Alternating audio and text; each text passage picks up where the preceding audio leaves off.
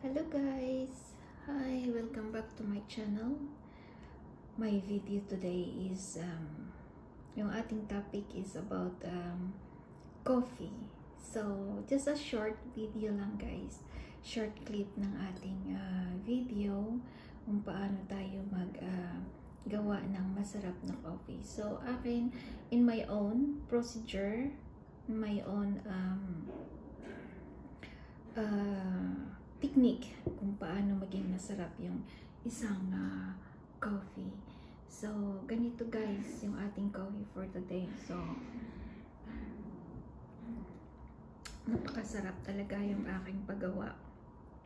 So, akin lang ipapakita kung paano ko ginawa in a short video yung ating coffee ngayon. So, kung gusto niyo gumawa ng masarap na coffee, so ayun lang, kung mayroon kayong mga ganyan sa bahay o na madali mong makuha at madali mong magamit, so ayan, kasi bawat isa sa atin kasi mayroong mga knowledge or mayroong mga natutunan kung saan natin na makikita ng mga video clips, ano? So, ayan, yung akin naman sa kapapanood ko ng ibang mga video clips, ito rin yung aking natutunan kung paano ko gawin yung aking coffee na maging satisfied ako. So, ito na guys, tara na at mag-coffee na tayo. So, tingnan nyo kung paano ko gawin yung aking coffee for breakfast. Ito guys, igawa ko ng coffee. At saka, meron tayong milk dito. It's a warm milk. And then, gagawa tayo ng coffee. Ito yung ating gagamitin, frother. At yan yung ating coffee. Kasi naka-machine na yung coffee. Ayan. So, gagawin natin itong maging masarap. Ayan na. Ito guys yung ating coffee. I-start na natin. Ayan. So, ito yung coffee natin na nilagyan ko na siya ng sugar before nilagay yung coffee. At gamitin natin ng floater. Ayan. Hanggang sa ayan na guys, nagbubbles na. Ayan, itatry natin na lagyan ng milk.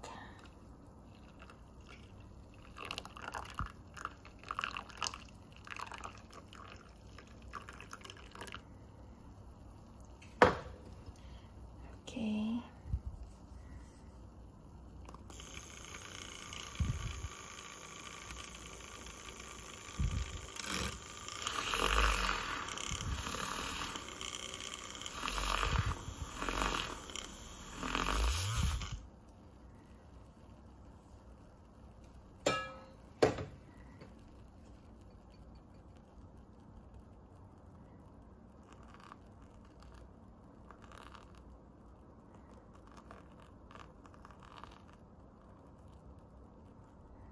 Ayan, ganyan muna yung ginawa ko kasi hindi ko pa alam yung paano, yung nasa coffee, mga Starbucks coffee or sa restaurant, kung paano nila gawin yung coffee latte nila.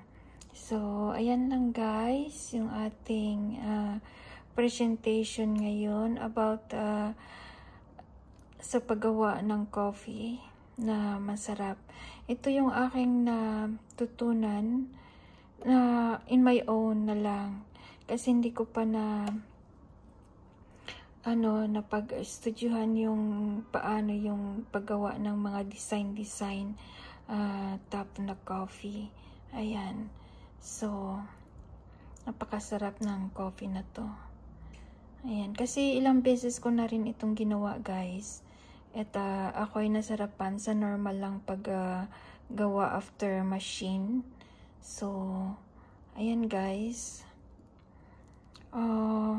kung gusto nyo, pag nagka ng ganitong coffee, so try nyo din. Kasi ito yung aking na-try at ako'y sarap na sarap sa coffee na to. So, dito lang natin i-end yung ating short video, guys. Thank you for watching. Sa hindi pa nakapag-subscribe ng ating channel, please subscribe. Duna Rosa Vlog. Ito yung ating coffee time. So, thank you guys.